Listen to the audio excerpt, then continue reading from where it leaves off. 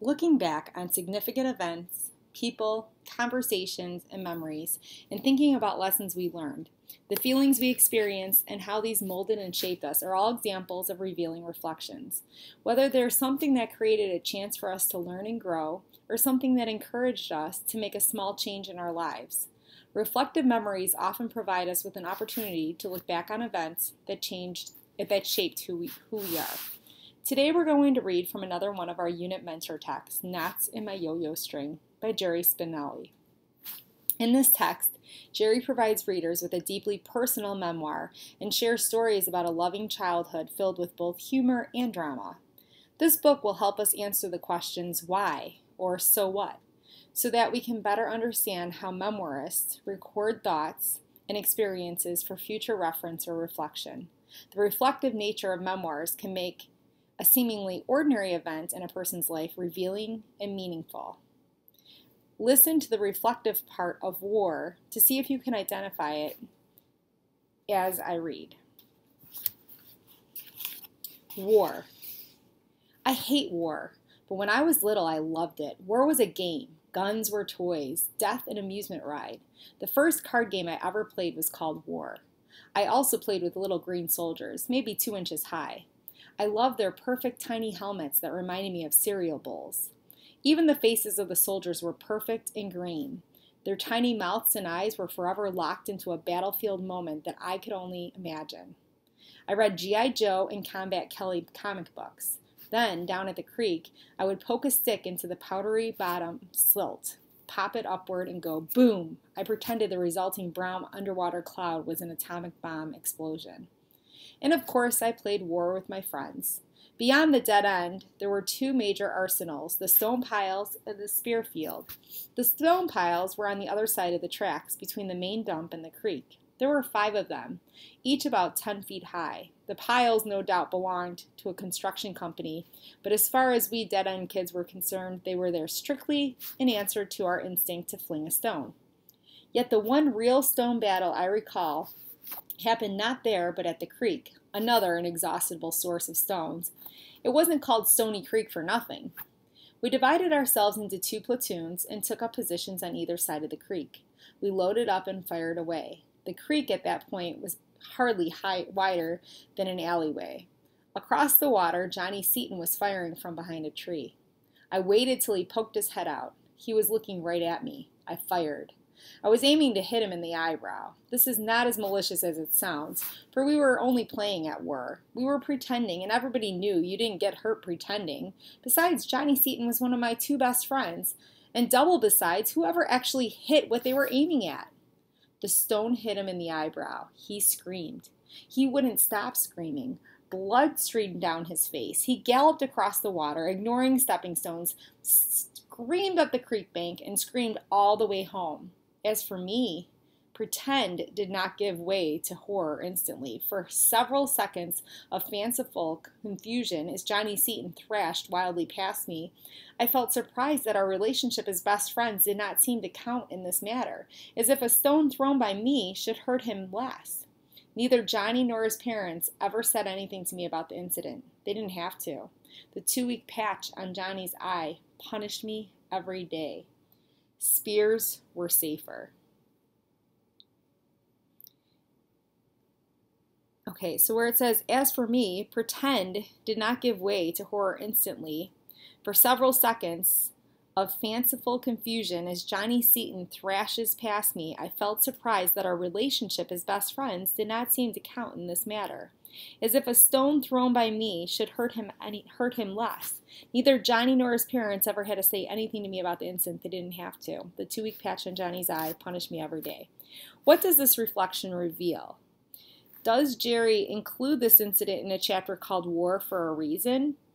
As you heard this part of Jerry's memoir, could you answer the question, why include this reflection?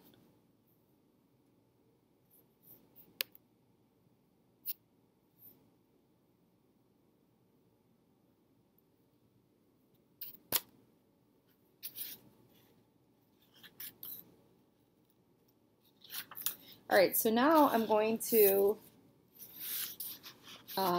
continue reading. Go on to the dead end, turn left. Wait, let's go back. They didn't have to. 2-week patch on Johnny's eye punished me every day. Spears were safer. Go to the dead end, turn left, walk up the tracks past Red Hill and the other smaller dump. Climb the trackside bluff, and you were in the spear field, so named for the plants growing there. Strip one of them of its leaves, and you are left with a sturdy 4-foot-high stalk straight as a pool cue. Pluck it from the ground, shake off the root dirt, and bring on the enemy. As I passed through the grade school years, war became less about machine gun chatter and spectacular explosions, and more about people. I read about war, about the bodies of soldiers, even enemy soldiers, were lifeless, whose lifeless hands clutched photographs of loved ones back home. I read of the torture of captive troops. I especially cringed over the fingernail torture in which a pair of pliers pulled out the victim's fingernails, slowly, one by one. Such things happened to spies and to people who knew too many secrets. I resolved that if I was ever in a war, I would be a dumb non-spy. But I could not resolve not to be a soldier. Every passing day, every February 1st, the date of my birth, prodded me closer to the ominous cloud that hung over my future. It was called the draft, and it meant that when I and all other boys deemed healthy enough got out of high school or college, I would have to join the armed forces whether I wanted to or not. As if to prepare me, my daydreams placed me in grim wartime situations. I saw myself, apparently a failure at avoiding secrets, in the hands of enemy interrogators. Tell us, they growl. Never, I say firmly, for I am a good American soldier. Then I feel the pliers grip the end of the nail on my right index finger, and cold sweat pours from me, and I feel the tug of the pliers, and then the pain begins, and I sing. I sing like the Vienna's boy choir. I empty my head like a box of cornflakes. I tell them everything from our deepest military secrets to my shoe size, and I anguish. Because though I realize this is only a daydream, I am afraid that if such a thing ever really happens, I will play my part poorly. I'm afraid that I will crack during torture. I am ashamed that I cannot measure up to a captive spy I once read about whose lips were still sealed after losing all 10 fingernails. Sometimes in my fearful fantasies, my captors bypassed torture and simply marched me out to the firing squad, but I never got shot, even as 6 rifle sights met at my trembling heart. Ready? Aim! I call out to the commanding officer. Wait a minute. The commanding officer pauses. There's something you don't know. If you shoot me, you'll never find out. The officer calls off the guns. He expects me to divulge vital military secrets, but the information I offer is purely personal. I tell him something about his wife, his family back home, something he could never have known without me. He is overcome with gratitude. He dismisses the firing squad, and I have discovered something. Words can save me. Why do you think the second part of the sentence is significant? Words can save me.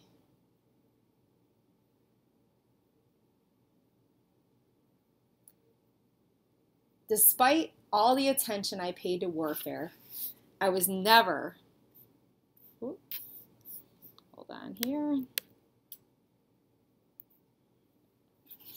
Despite all the attention I paid to warfare, I was never in a real fight. Around 6th grade, this began to bother me. I saw other kids flailing and clubbing, tearing each other's shirts to shreds, trading bloody noses, and I said to myself, hey, why not me? I began to feel deprived because my right hand had never known the feel of fist on chin. I felt a growing need to hit somebody. But who? I could think of no one I wanted to hit, and apparently nobody wanted to hit me. Every day I walked to and from school unchallenged. I was a burr in no one's saddle, a likable bloke. However, the prospect of going through life punchless was too strong to ignore.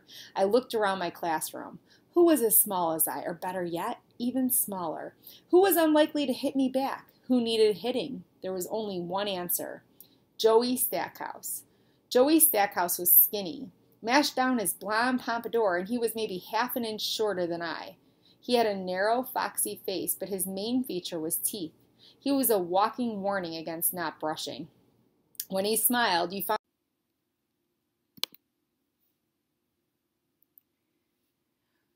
When he smiled, you found yourself looking at all the colors in your crayon box. Plus, his clothes were shabby. For several days, I hung close to Joey, alert for an offending remark or gesture. He remained absolutely harmless, as friendly as ever. It became clear that I myself would have to manufacture the momentum for the punch. I worked myself into a snit. I convinced myself that anybody with teeth like that was asking for it.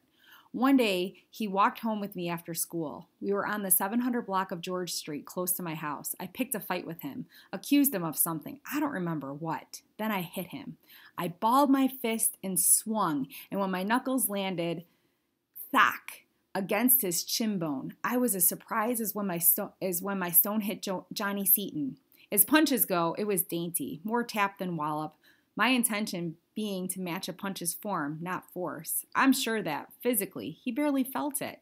But a punch has a double impact, as I was about to learn, and only the first lands on the chin. Joey's eyes widened. He stood there staring at me with such wild astonishment that I knew at once he had not in a million years, been asking for it. He started to cry. He blurted out, "Why'd you do that?" and ran back down George Street. If ever I had notions of becoming a warrior, they died that day as I turned the other way and walked home alone. It has been more than 40 years since I hit Joey Stackhouse, the first and last person I ever punched, and it remains the only taste of war I ever needed. Why do you think the second part of this sentence is significant? It has been 40 years since I hit Joey Stackhouse, the first and last person I ever punched, and it remains the only taste of war I ever needed. Jerry writes about several memories in war and shows in several reflective sentences why these memories were significant to him. It is through these significant and memorable reflections that Jerry leaves his readers with a strong and lingering statement, and it remains the only taste of war I ever needed. This statement really lets us know Jerry's thoughts and feelings about war, and because it was presented in a reflective manner, we understand its significance or importance. When you're writing your own memoirs, you'll need to think about the so what or why question. You will need to figure out why your subject or experience is significant to you so your readers understand it too. So now you're going to look back at the work you've completed so far and begin to consider the significance of some of your subject and ideas. Discuss so what of some of your memories and consider the importance of each with a partner. Look back at your memories to consider chart to do this.